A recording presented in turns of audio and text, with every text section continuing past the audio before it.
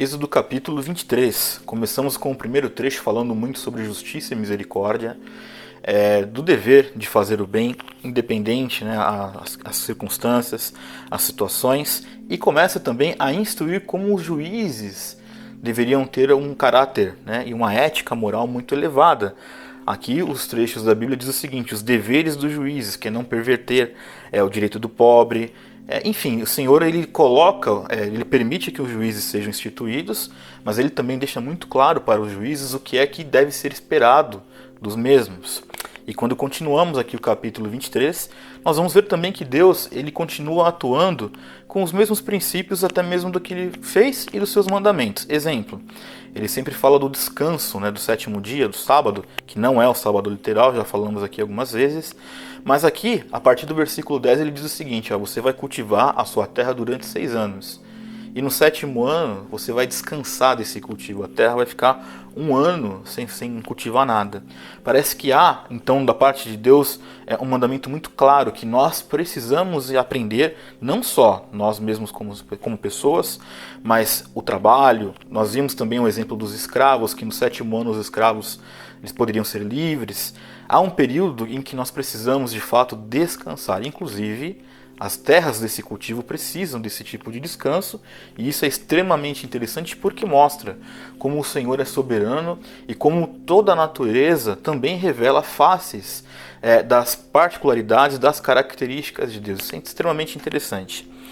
E também, no capítulo 23, nós vamos começar a ver que Deus começa a instituir festas. Então ele diz ao povo de Israel o seguinte: olha, vocês vão ter 3 festas anuais que vocês vão celebrar em memória de mim, em memória de tudo aquilo que vocês passaram, e vocês vão se lembrar daquilo que vocês vivenciaram, de como eu fui fiel com vocês, etc. Então ele coloca que o povo de Israel vai celebrar a festa dos pães sem fermentos, que nós já falamos em outros vídeos. Vai ter também a festa da colheita, da ceifa, né? Que são os primeiros frutos do trabalho daquelas pessoas. Teria que ser celebrado. Teve a primeira colheita, vamos ter celebração sobre isso, né? E a festa da colheita do final do ano. Então havia a colheita dos primeiros frutos e a colheita do final do período. Então é verdade que Deus ele apresenta aqui celebrações em ciclos, ou seja, há uma festa que é memorial, eu vou comer o pão sem fermento porque eu me lembro que eu saí depressa lá do Egito, daquela servidão, e o anjo da morte passou e livrou o povo de Israel daquela desgraça. Vou celebrar isso, né, eternamente, que era o contexto aqui desse povo. Vou celebrar quando eu começar a colher os frutos aqui do meu cultivo, e quando acabar esse período de cultivo, também no final do ano, vou fazer a festa da colheita, dando graças por tudo aquilo que Deus estaria providenciando ao longo desse período.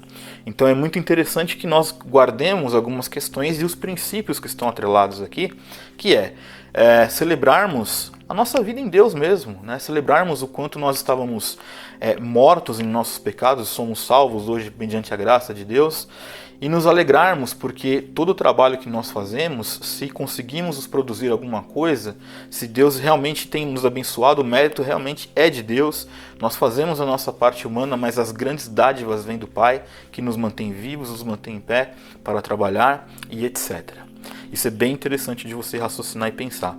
E aí, ainda no capítulo 23, nós vamos ter então a promessa que Deus faz, né? Ele promete àquele povo então uma terra.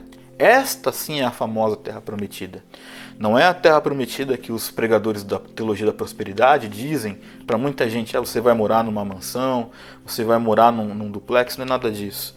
Aqui a terra prometida era um lugar onde eles poderiam ter paz para viver, trabalhar, cultivar e viver essas dádivas e cultuar a Deus, ter um relacionamento com Deus na sua vida comum e ordinária. Então nós estamos olhando a história desse povo, estamos avançando, vendo o que Deus determinou como legislação, o que Deus esperava, quais as celebrações que Deus queria, mas também o Senhor promete um lugar de descanso, um lugar onde o mínimo que uma pessoa precisa para poder sobreviver, que é trabalhar, é construir suas coisas. Deus promete que isso vai acontecer a esse povo.